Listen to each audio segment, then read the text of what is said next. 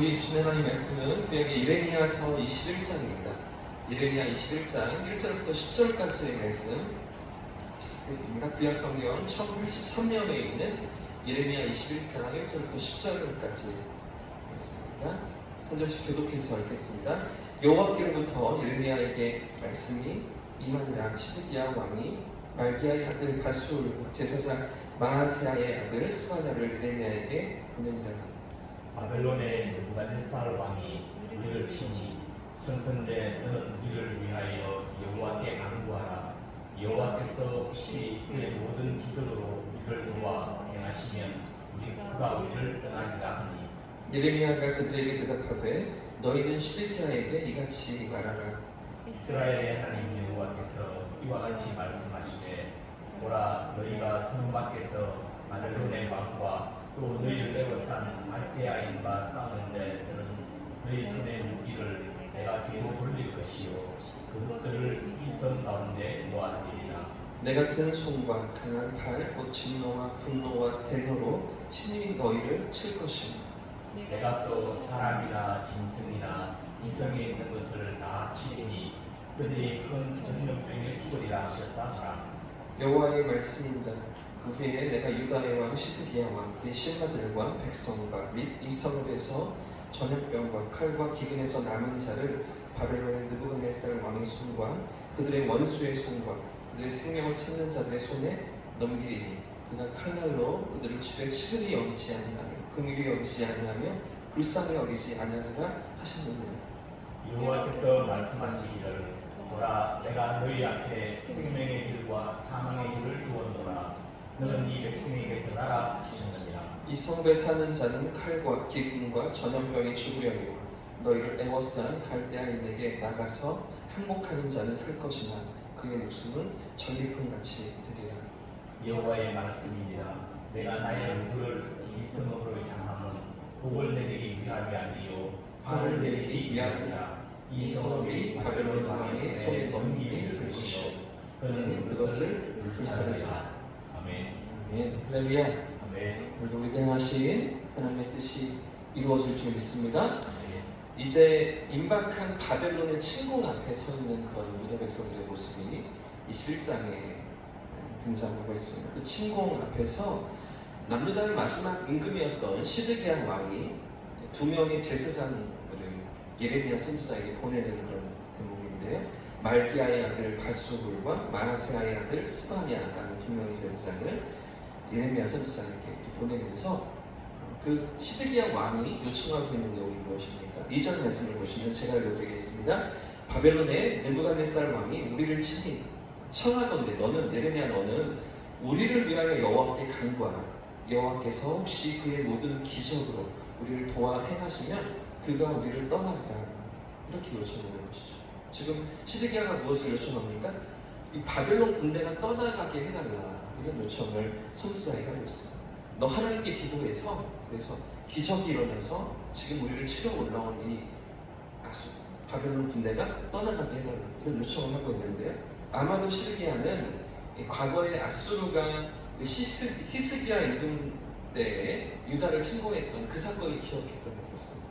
그때 기적적으로 18만 5천의 군사들을 하나님께서 다 물리치시고 그 유다를 건지셨던 그런 일들을 기억하면서 그런 기적과 도우심이 또 한 번 일어나기를 그렇게 기대했던 것이죠.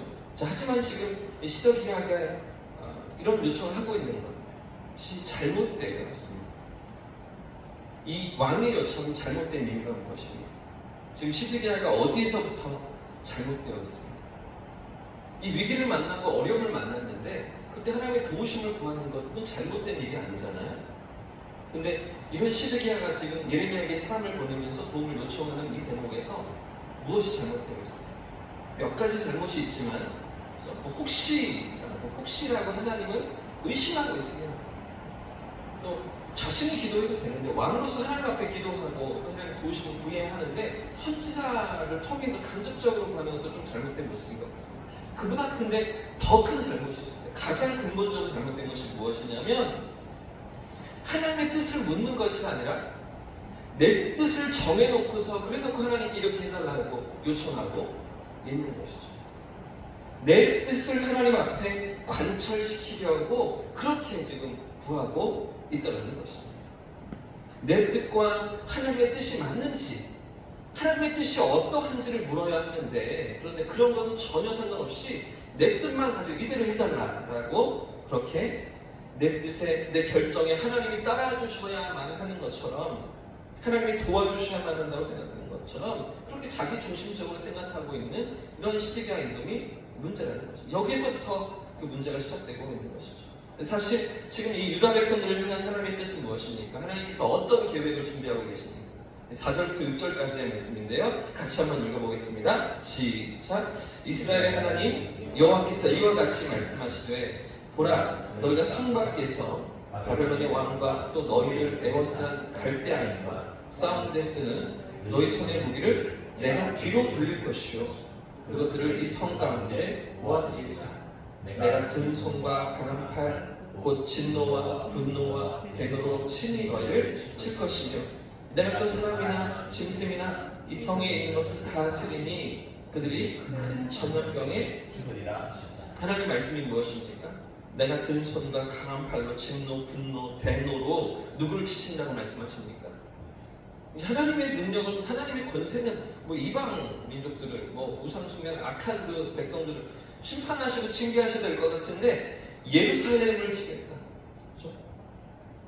내 성을 심판하겠다 이렇게 말씀하시는 것 아닙니까? 사람이나 짐승이나 할 것 없이 이 성 안에, 예루살렘 성 안에 있는 모든 것들을 다 치시면서 칼에 망하게 하시든지 아니면 기근으로 죽게 하시든지, 그렇지도 않으면 끔찍한 전염병으로 죽게 할 것이다 라고 하나님께서 말씀하십니다. 마지막 임금 시드기야 때만 아니라 그 전에 많은, 이미 우리가 살펴봤던 것처럼 120년이 넘는 시간 동안 계속해서 하나님 말씀하시고 또 경고하시고 그들에게 또 그렇게 돌이키라 하고 말씀하셨던 대목이 아니었습니까? 또 이레미야 선지자를 통해서만 봐도 47년 동안, 50년 가까운 시간 동안 이 진노와 징계에 대해서 말씀하시며 경고하셨던 하나님이셨죠.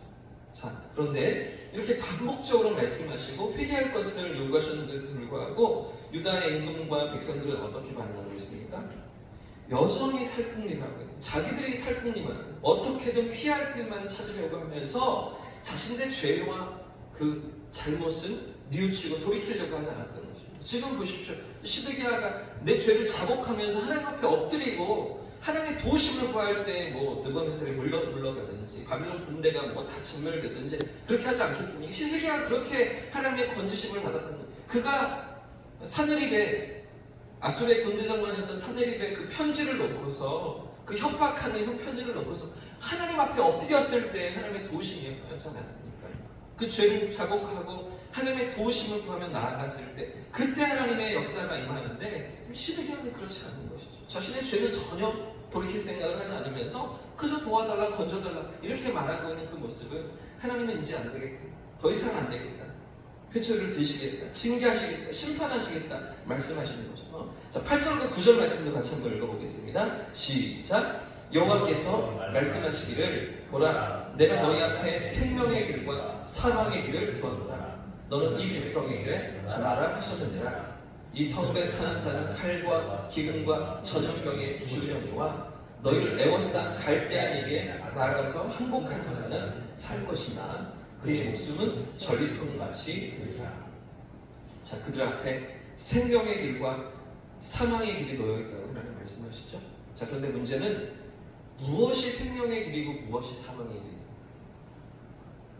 겉으로 볼 때는 바빌론 군대가 물려가는 것이, 그렇죠? 이 침공을 당하지 않는 것이 생명의 길이고 침공에 무너지고 포로로 끌려가는 것이 사망의 길처럼 보이지 않으십니까?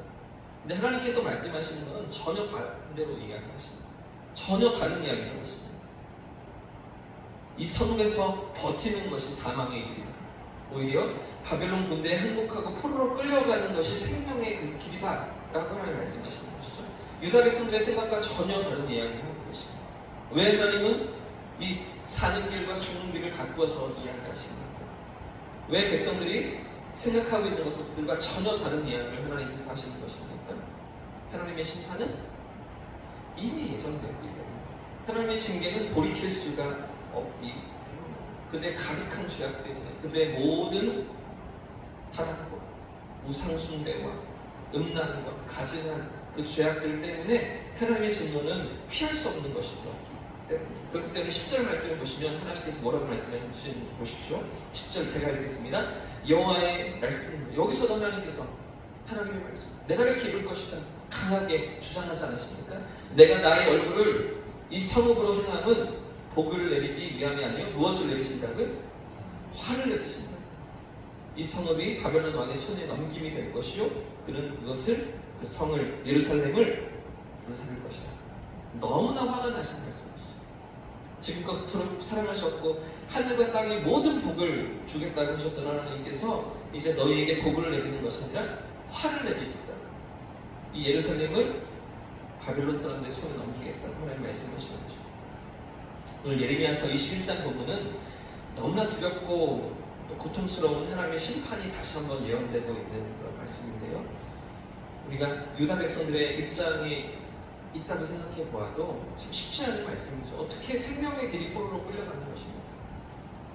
어떻게 구원의 길이 그들에게 잡혀서 나라가 망하는 그런 일이라고 말씀하시는 것입니다. 받아들이기 쉽지가 않은, 납득하기가 쉽지가 않은 그런 하나님의 뜻을 다 알 수가 없는 그런 이야기들 아니겠습니까? 그러나 예레미야가 선포하는 이런 하나님의 진노와 징계 가운데서도 우리는 어떤 하나님의 마음을 발견해야 할까요? 어떤 하나님의 심정을 우리가 헤아려야 할까요? 돌이키기를 원하시는 하나님이시죠. 여전히 기다리시며 그들이 돌아오기를 원하시는 하나님이신 거죠. 비록 범죄하고 타락한, 그래서 우상을 숭배하며 하나님 마음을 아프게 한 백성들이라 할지라도 그토록 기다리시며 돌이키고 또 돌이키라 말씀하시는 우리 하나님의 마음을 우리가 살펴야 하는 것입니다. 여전히 폐역의 길에서, 악한 길에서 서 있는 그들이지만 결국에는 어쩔 수가 없어서 심판하시고 채찍을 드시는 하나님이시지만 그러나 70년 만에 돌아오게 하시는 그 하나님, 포로된 곳에서 다시 돌아오게 하시는 그 하나님, 그 모든 계획을 가지고 계신 그 하나님을 우리가 생각해봐야 하는 것이죠. 우리를 기다리시며 포기치지 못하시는 사랑의 하나님, 그럼에도 불구하고 우리의 죄에 대해서는 무섭도록 진노하시며 징계하시는 그 하나님, 고치고야 마시는 그 하나님은 우리가 바라볼 수 있어야 하는 것입니다. 사실 하나님의 진노, 하나님의 징계, 이 단어를 다른 말로 바꾸면 무엇이 될까요? 하나님의 진노, 하나님의 징계, 다른 말로 바꾸면 하나님의 사랑입니다. 사랑하시는 하나님이시죠. 돌아오기를 기다리시는, 그 죄의 길에서 돌이키기를 원하시는, 시기하시며 질투하시는 하나님이신 것입니다. 오늘 예레미야서 21장 말씀을 통해서 우리에게 이렇게 말씀하시는 하나님을 우리가 만나야 하는데요. 이렇게 말씀하시는 것이죠. 너 나만 바라봐. 이렇게 말씀하시는 거죠. 너 나만 사랑해. 이렇게 말씀하시는 거죠. 나도 너만 사랑하지 않아. 이렇게 말씀하시는, 다가오시는 그런 하나님을 우리가 생각해 봐야 합니다. 오늘 우리의 삶 가운데서도 오직 하나님만을 바라보면서 그 하나님의 영원하신 사랑을 붙들고 세상의 모든 것들, 모든 우상을 내려놓고 주님만 바라보는 저와 성도님들의 삶이기를 예수님의 이름으로 축복합니다. 우리가 당하는 모든 삶의 문제와 난관 앞에서도 여전히 우리를 사랑하시는 아버지의 사랑을 붙들고 믿음으로 나아가는 복된 하루가 되시기를 예수님의 이름으로 축복합니다.